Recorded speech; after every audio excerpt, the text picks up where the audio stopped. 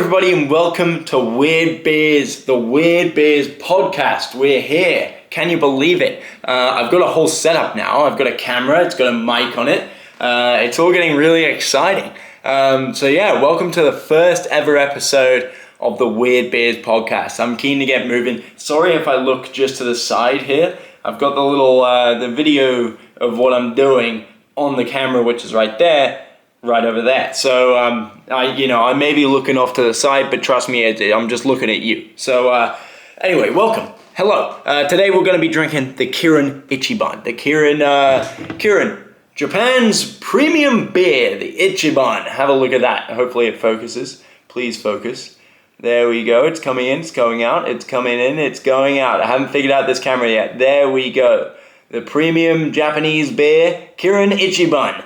Kirin Ichiban uses the finest ingredients crafted for a rich and crisp flavor. First press, 100% malt. It's a 500ml can, 2.0 standards. I wonder what percentage this bad boy's sitting at. I have no clue. Now, I may come a little too close to the camera and cut my own forehead off a bit here. I'm still getting used to the whole situation, alright? So, give me a break. But, I'm trying things. If you've never seen Weird Beers before, then that's pretty cool. It's on Instagram. That's where the main thing is. I do a little show called Weird Beers, where every week I do about I'd say usually it's 2 different beers, and put them to the test, see if they're worth the sort of dollars that they're charging for these things. Now the Kirin the Ichiban, it's not that weird. Per se, so maybe a bit of an odd choice to go for the first ever episode of the podcast, but it was in the fridge, I'll be honest. Another thing, it's not that common, alright? Okay, so sue me, or don't, or please don't do that. Anyway, the Kirin, the Ichiban, we're going to crack it open here, we're going to crack into it, and we're going to hear a little bit of history about the Ichiban, the Kirin Ichiban brewery, I suppose, over in Japan. I'll read some out as I'm pouring here. So apparently their mission statement is they put the most important things first, which is flavor. So they say apparently that's a very complicated objective to achieve. I don't understand anything really about how you do achieve flavor in a beer. I'm a complete novice. I have no clue. All I know is, you put in malt, hops, fruit, whatever you want. Just throw it all in, brew up a big old brew, and hopefully it's got a lot of alcohol in it. What else? They love their people. They care about their people, and they see their beer as an art. They say that actually, even with all of the modern comforts of the world, they couldn't replicate Kirin Ichiban, 100% press, or 100% malt first press. They couldn't replicate it without art. So there you go. There. Maybe it's a little artsy little thing. What I did find interesting is actually they get their malt from a few different places. They source them from the best locations, apparently. Only the best, from Japan, North America, Europe, and Australia. So we got to mention in there, guys. Australia, apparently our malt's pretty good. Anyway, cheers to you. I hope you're having a beer with me. Or if you're gluten intolerant, I hope you're having you can have a gluten-free beer for sure, but they're not great, so have something better. Anyway, cheers. Let's give it a quick test. Oh, that's wonderful. It goes down easy. It has that wonderful malty, bready flavor, that almost biscuity aftertaste. It's absolutely gorgeous. I have to say, Kirin is one of my favorite sort of lagers, out there on the market. I'm a huge fan of their stuff. I don't know. That's pretty much all I have to say about that's not anywhere near all I have to say about Kirin Ichiban. I don't know why I'm jumping, around there. I think I'm a bit nervous. It's the first episode. I've got a new camera. I've got a microphone, for God's sakes. I forgot to turn on the light behind the camera. So, it's a bit of a shambles at the moment. But, guys, thank you so much for joining us. I endeavor to make this an entertaining little, 30, 45 minutes. You might notice behind me I've set up a couple pieces of art above my mirror over there. We've got that guy. That's Sussy with his hat on. That is Reginald, my little lizard friend, and that is a painting I found at an op shop for $2. Put it in a frame. Didn't fit in the frame. So it's sort of just a placeholder at the moment. And also I don't have anywhere to put them up. Oh, that's a little MF Doom thing over there. Anyway, welcome. I'm just happy to be here. Weird Bears, it started about 2 years ago, during the peak of COVID, if you would. That's probably a little over 2 years ago. But I was living in a share house at the time with some good friends of mine, mostly from the Central Coast. And they're all, wonderful people. And, during the height of COVID, you go to the bottle shop because there's not much else to do. And, you look around and you see all these regular beers and you're like, yeah, that's a reasonable price. But then you started seeing these crafties pop up and you're like, oh, well, dude, look, I'm never going to spend $25 on a 4-pack of beers. I could get almost 2 6-packs for that of VB, even though it's crap. But and then the COVID checks started coming in, so I thought, screw it, let's go on Weird Beers. Let's go get some Weird Beers. We got 3 different ones each week. I was getting money for free back then. It was excellent. And so me and my housemates, we started Weird Beers, and I've continued it on ever since. There's been a couple of breaks in there. I haven't done it every week, but I endeavor to make that better. I feel like I've come into this unprepared. I felt like I was really prepared when I started, but as soon as I turned on the camera, I was like, oh crap, I haven't done a sausage of background work leading up to this, when, maybe I have a fascination with hops, they say, from Kirin Ichiban, the spirit of beer. Every year, Kirin sends hop specialists to the hop fields of Sars in the Czech Republic, where they search for the best crops, expertise, experience, and long-standing relationships with local producers play an important role in the region's process of selecting highly aromatic, high-quality hops. There you go. There's a little subtext on there, sort of hop, I suppose, exploration and production. Go over to Czech Republic. I mean, I've never been there, but there was a school trip at my school, which once went. I think it was the art class or something. They paid like $5,000 each or something like that. They all went over to it was they definitely went to Prague, and I'm pretty sure they went to the Czech Republic as well. And I've always had a sort of an intrigue about those sort of Slovakian countries over there, and I've always wanted to go, but now it looks like the most recent trip. Well, the soonest trip that I have coming up is hopefully going to be going to Iceland.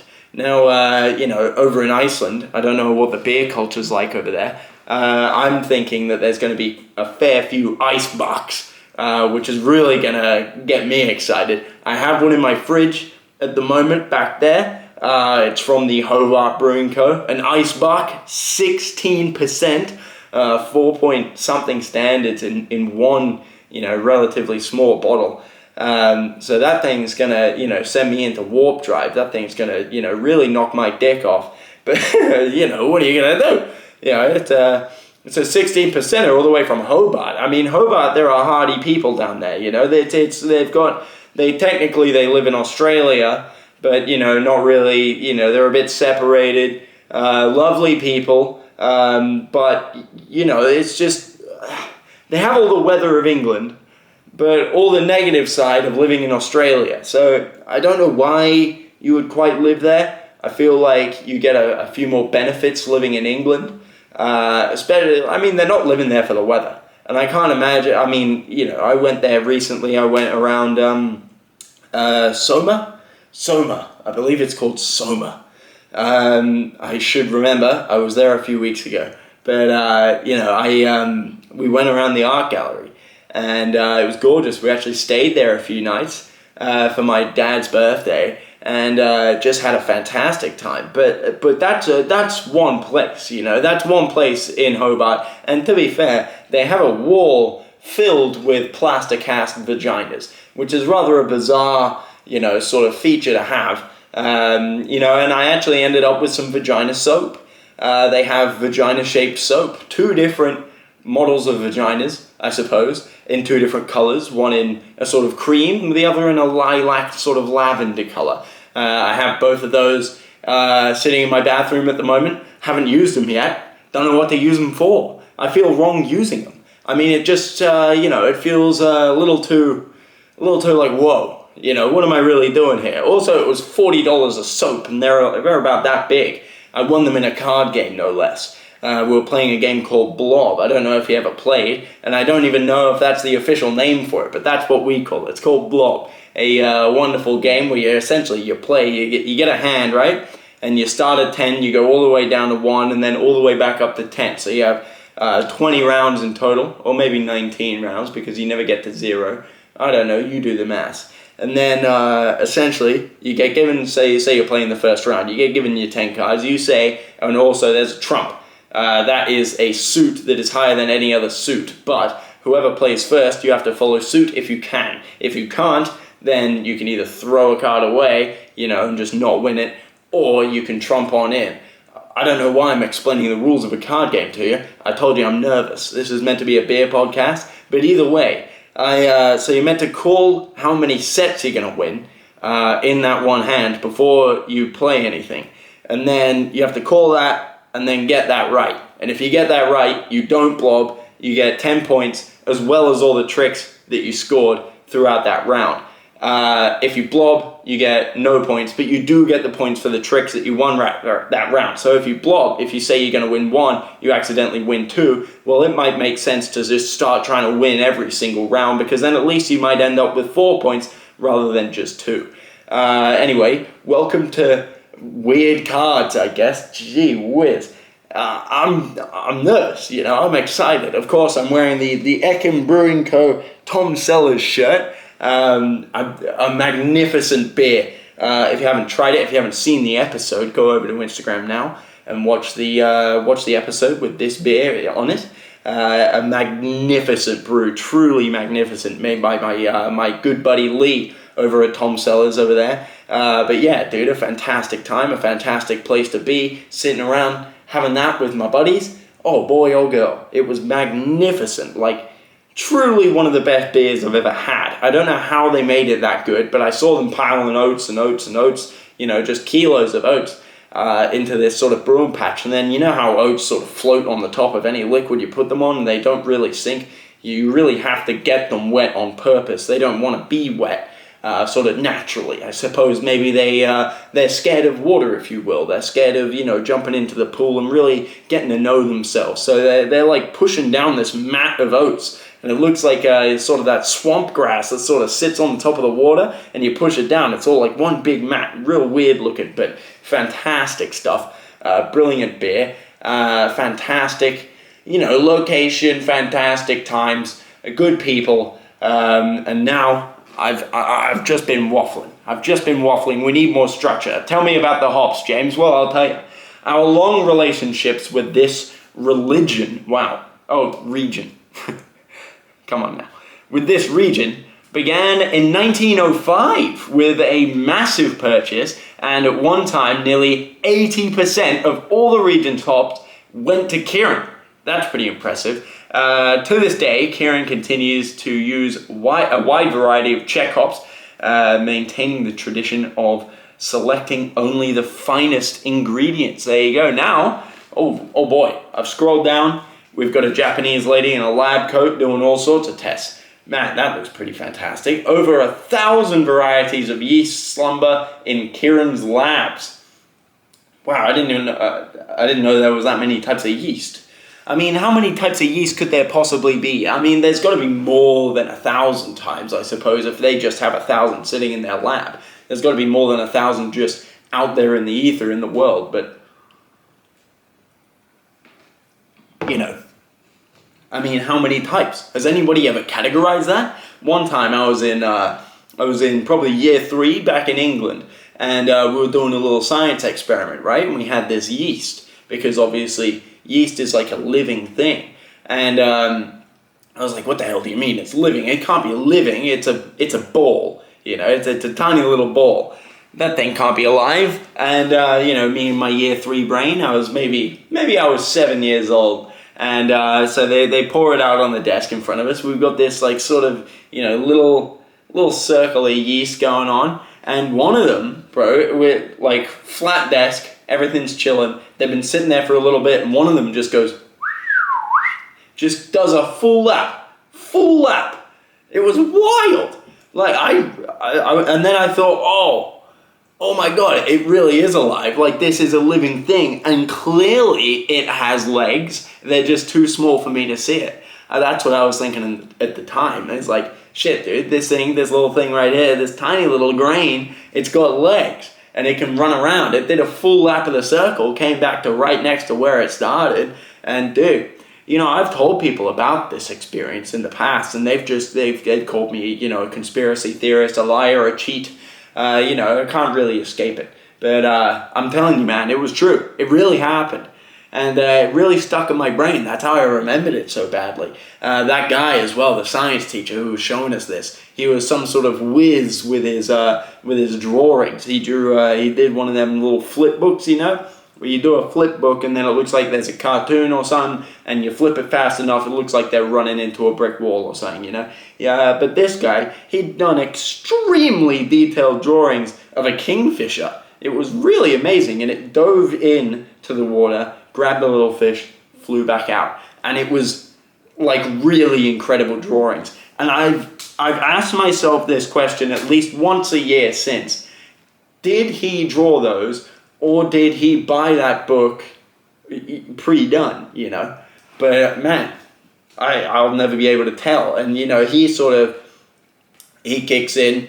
He's this mysterious younger guy who's trying to teach us science, saying that yeast is alive, and I've discovered the shit has legs. So I'm like, dude, this guy might as well be a wizard. This guy knows everything. So I was thinking maybe he's just really talented at drawing as well. And that made me a little bit upset, because I was good at drawing when I was younger. And I thought that if you were good at drawing, it meant you didn't have to be smart. But this guy was also a scientist. Well, he's a science teacher in a small, very small English village for, I think, 3 weeks. So, maybe he's not that smart. But, I thought that if you're artistic, then you didn't have to be smart, at least when I was that young. And turns out that that's not true. You also have to be smart, and smart people can also draw sometimes. So that really, that was a really kick to the nuts in terms of my ego, if you will, as a 7-year-old me back in England. But what are you going to do, man? I mean, there's always going to be some scientist guy that shows up with a drawing of a kingfisher and just like kicks it right in front of your face when you're 7 years old, fucking spreads out his book and goes like, whoa! Blows your mind off, tells you that yeast is alive. Turns out that yeast is a full-formed human being. It's got a brain and everything, tiny little legs, microscopic legs. I can't even believe that I thought it had legs, but then I didn't know that anything could get smaller than a grain of sand at that point, right? I didn't know that atoms were smaller than that. So I was just, I'm pretty amazed that I came up with a theory that it's got legs that I can't see because they're so small. Anyway. Well, I guess I'm proud of myself for that. Back to Kirin Ichiban. Over 1,000 varieties of yeast. Kirin Laboratories house a yeast bank with over 1,000 varieties of yeast, frozen for use in a range of beverages. Highly skilled artisans. Nearly read that as Asians, but I feel like since they're based in Japan, it might just be, that would still cross over. I could still say Asians and it would still be right. But I guess not all Asians are artisans. And maybe they've hired some non-Asians. But, I mean, I've never been. Anyway, highly skilled artisans select a yeast to match ingredients as well as brewing processes, facilities, and other variables to obtain signature flavors. The artisan's expertise is the accumulation of years of experience, and it speaks to Kirin's quality and character. There you go. That's quite an interesting point. I guess, there is a lot of science that goes into brewing. My girlfriend, Kat, her uncle is called Uncle Nye, and he is literally a science guy. He is a microbiologist, and he's been brewing his own beers for a while now. And he's very into it. It's a science, this whole brewing thing. If you get it wrong, it will explode on you, and it will taste horrible. So there's a lot of measuring going on in brewing. A lot of very smart people trying to make themselves less smart by drinking all the beer that they make. And good on them. Sometimes, the burden of a ginormous brain such as my own can be so sort of hard to deal with that sometimes you just have to numb it down a little. That sounds like probably the worst way to tell someone that you're an alcoholic. Perhaps. I'm not. I don't think so. But anyway, that's what an alcoholic would say as well. Dug myself into a hole there, didn't I? Well done, James. Anyway, you ever watch that Futurama episode with that future bot? They've got that robot that can predict crimes that will happen in the future, and then they stop them before they happen, and then it turns out it creates this whole crime thing, but makes up the whole situation just so the robot can go and steal a bottle of really old whiskey to drink all of that and shrink its brain. A very interesting episode. I suggest you go watch it after you go watch all the Weird Beers episodes and like them on Instagram. Also, guys, like and subscribe. This is going up on the YouTube channel, obviously, because that's where you're watching it. I'll also try and get this put up on Spotify so that everyone can listen to it on there as well. I doubt anyone's going to sit through a video of me sitting here just waffling away to this camera. So, I'm going to try and put it up on Spotify and, I'll definitely put it up on YouTube. But Spotify, I don't know how that works. So I'll get back to you on that one. Kirin, a history stretching back more than a century. The Japan Brewery Company, the forerunner to Kirin, was established in 1885. Wow, that's pretty long ago. Japanese people, man, they know how to keep businesses running. I don't know if you've seen, but they've got these old spas that have been running for thousands of years straight. Like, it's the same spa, it's the same business as it was 1,000, 2,000 years ago. These guys, they made this spa when the goddamn pyramids were being built, and it's still running. The pyramids aren't running anymore, are they? There's nobody working on them. All the marble, the beautiful sheet white marble that was covering the sides, that's all eroded. It's only sitting at the top, and even then it looks like shit. All right, Japanese people, they're good at business. Don't forget that. Kirin, established Kirin. Okay, and by 1888, they began brewing Kirin. The market welcomed Kirin, recognizing the beer's authentic German brewmaster, who was, a German started it. That's interesting. The authentic German brewmasters who used German ingredients in 1907. The Japan Brewery became changed to its name. The Japan Brewing Company changed its name to Kirin Brewery. So I guess they were just called the Japan Brewing Company. By the way, shite name, obviously. I mean, we've gotten so much better at marketing now, haven't we? Dude, in the 1800s, it would just be like, Willie's Old Lollipops and all that type of shit. It was just like the Japan Brewing Company. I don't know if you've seen it, but there's an episode of The Office where Dwight and Jim have to make up for missing Kelly. They have to make up for missing Kelly's birthday, and Dwight sets up all of the sort of, the accoutrement, if you will, the sort of decorations, and one of the signs that he puts up just says, "It is your birthday."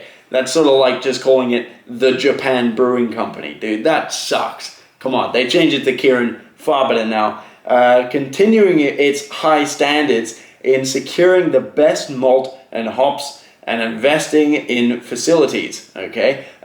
This emphasizes on quality led to Kirin ranking in the top tier of Japanese beers, attaining a 60% domestic market share by 1972. Hey, invest in Kirin, baby. They got a 60% domestic market share. I mean, that's just very interesting, you know. I mean, I suppose it is. Kirin, I don't really see many people around Australia drinking Kirin. I do see a lot of people around Australia drinking Asahi and Sapporo. And Asahi and Sapporo are both doing crazy advertisements at the moment. They're really bumping up their ads.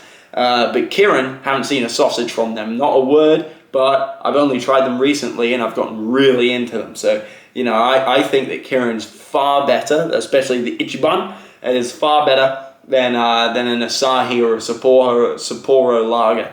But, you know, you be the judge, man. Actually, no, I'll be the judge. I'll be the judge, all right? I'm Mr. Weird Beers. I know what's going on, kinda. I can tell you what's what. By the way, we should probably do a little ratings thing here. Let's give it a little sniff and a taste, and then I give it a rating, and then we can continue on. Smell, you get that malty, biscuity, warm, amber gorgeousness. Taste is pretty similar to that.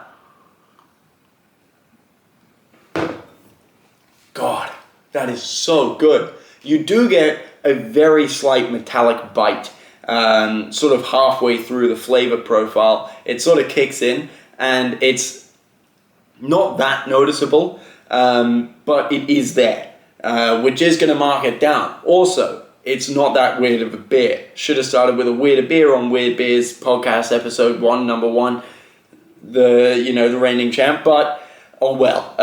So, dude, honestly, I mean, I can't really rate it higher than a 7. No, higher than an 8. But I'd say it does get right around that 7 mark. I'd say maybe a 6.9. Let's give it that. The Kirin Ichiban Japan's premium lager.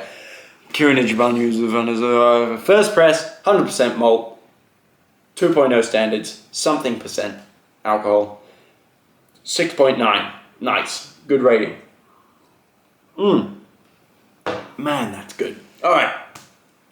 Okay. Ranking the top tier. We talked about the domestic market share. The launch of Kirin Ichiban in 1990. Here you go. That's this can right here. This can, if it will focus again. Let's have a look. Oh, it's done it. Wow, the power of a new camera, huh?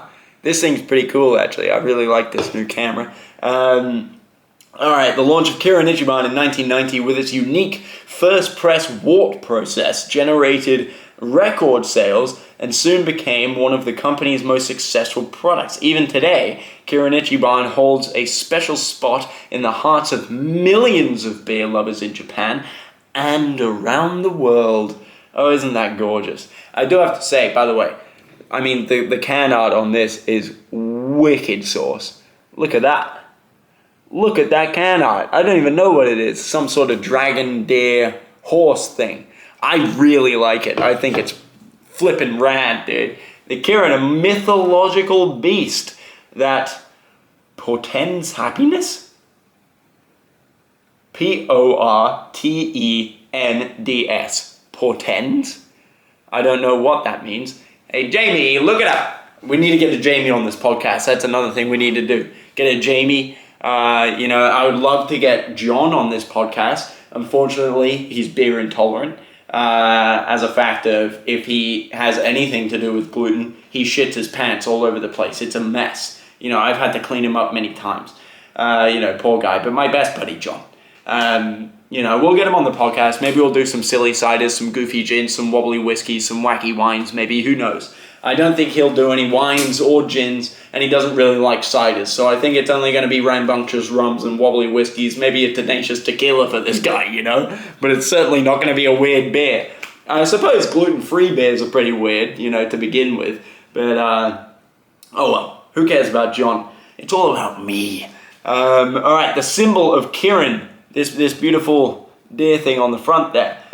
Symbol of Kirin Brewery. The Kirin derives from an ancient Chinese mythology and is revered as a harbinger of luck. There you go. The story says that when Confucius was born in 6 BC, the Kirin appeared before his mother. Kirin Brewery chose the Kirin to make the product more familiar to Japanese consumers and to follow the common practice of European brewers who often use animals on product labels. Now, isn't that interesting? The only one I can think of at the moment that's back home in England town is the Penguin Bar. And that's essentially a Tim Tam with a penguin on the front. And that's it. It's single wrap Tim Tams with a penguin on the front. Penguin Bar. I guess that's an animal and that's on a label in a European country. What else is on labels? A Lion Bar. They're not very popular. I feel like we do... I can't really think of any. I suppose, I'm only thinking of consumables at the moment, but, you look at sort of ING. Is it ING or IGN? No, ING is the bank, right? IGN is the gaming thing. ING, the bank, they've got a big lion on there. I suppose almost every car company has some form of animal at some point on their badge. But that's the end of the Kirin Ichiban story here. One thing about Ichiban. Now, apparently, Ichiban is an ancient folklore between this guy, John Mids. He's a buddy of mine who lives in the States. I've never met him. He may be catfishing me. But no, a buddy of mine, we've just followed each other on Instagram one day. And he's a cool cat. He's a skateboarder. And a funny dude, nonetheless. But he seems to be tortured by this Ichiban character. It comes up, hither and thither, with him and his friends. Anytime a chicken is on the road, there's Ichiban afoot, it seems. I don't understand the history. I don't understand the methods. I don't know. I don't pretend to understand. But I tell you what, it's terrifying him. And that's, poor guy, I guess. Poor guy. But what are you going to do? That's John Mids, He skateboards, and every now and then he does a little story of him bald, or, you just see his ass or some shit. Great guy. You should go follow him, John Mids. Anyway, thank you for watching this. I don't know how long I'll be going. 33 minutes. I feel like I can call it there. Thank you so much for watching the Kirin Ichiban episode 1. Each episode, I'm gonna do them once a week, and I'm gonna follow a different beer. That's the theory behind the pod. Oh good gracious me. I was thinking also, we can switch it up. We can do a goofy gin, we can do a wobbly whiskey, a rambunctious rum, a tenacious tequila, or a wacky wine of sorts. And we can really, we can get this moving. It doesn't always have to be beers, although the podcast will always be called the Weird Beers Podcast, whether or not we're drinking beer on the podcast. Anyway, or maybe we could change it up. Who cares, all right? I'm going to stop just thinking out loud. One last thing. Shout out to Duzvug. Duzvug does all of my hats. I have way too many hats from him. Actually, you can never have too many hats. But the Weird Beers, official Weird Beers hat. First bit of Weird Beers merch on the show. A wonderful thing to have and a wonderful place to be. He made me this one as well. This was mass marketed. This was over the place. This was a rad hat. But he did do that little hint for me there. Weird Beers on the inside of the brim. That was wonderful of him. But over here, man, what have I got over here? Have a look at this. Oh, God. We've got too many hats from the guy. These are all Duzvug, baby. My dude. Anyway, love a bit of hattage. Love a bit of merch. And yeah, man, I wanted to shout out Duzvug because this hat means a lot to me, man. And I'm proud to wear it. I'm happy to see it. I saw a fellow vugger out in the wild the other day, and we just stared at each other. I was wearing a Duzvug shirt and a hat, and I stared at this guy's hat. He stared back at mine, and we just crossed paths and just never said a word. Anyway, what else is there to say? More is coming. What I was trying to say is I'll focus on a specific beer every week, or I'll focus on a specific brewing method every week. Each week, so maybe like this episode, it was a Kirin Ichiban episode. Maybe the next episode will only look at stouts as a broad spectrum of stouts, and maybe we'll get a Guinness on, and then we can get more specific with that. There's porters, there's there's sours, there's PAs, IPAs, double IPAs, hazies, lagers, all of it. Ales, even. I don't know. I think they're all ales. I don't know how it works, but here's the thing. I'm going to be making this podcast regardless if you listen to it or not. But if you do listen to me, and I hope you do, and thank you very much for being here in the first place, but if you do listen along, by the end of, or within a year of doing this podcast, I will be far more educated on beer, and maybe we can come revisit the Kirin Ichiban, and I can tell you, some more details about it. But really, this whole thing it's a learning experiment for me. It's a learning experiment for you, and I'm really happy to share it. Thank you so much for watching. Remember to like, comment, and subscribe if you have any ideas for beers you want me to have, either on this or on the Weird Beers Instagram account. Of course, Instagram will still be going on as normal. Then please let me know. Leave that down in the comments. I'm gonna run a little. I'm thinking of running a little giveaway of some beers. Some real funky beers. Maybe we do 6 beers and I'll give them away to someone. Obviously, I could probably only give them away to someone in Australia. But either way, let me know what you want to see from this. Let me know if you have any exciting ideas. Me and my buddy Aston tomorrow are going on the Ale Trail.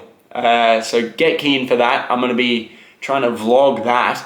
No promises that it'll turn out any good, but I mean, I've got the camera for it. I've got the equipment. So what can go wrong?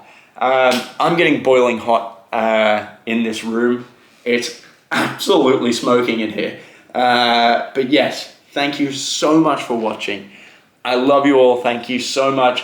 What's a good outro? What's a good outro to do? I don't know. I haven't figured out a fantastic outro for this yet, but screw it. We've got to get it done. I love you all. Goodbye.